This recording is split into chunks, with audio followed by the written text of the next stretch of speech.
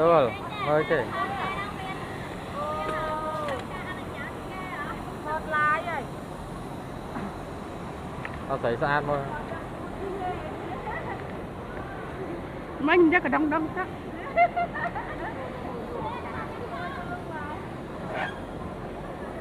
Đấy, phết.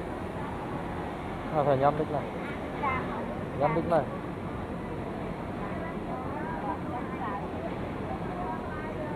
Rồi giờ nhâm xa đó, con kê.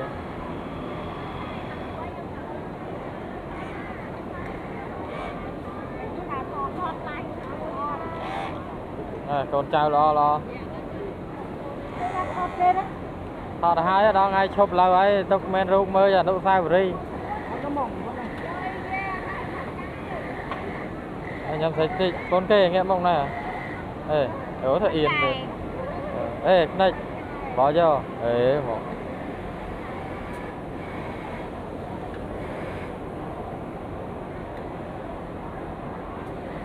Rồi sọt.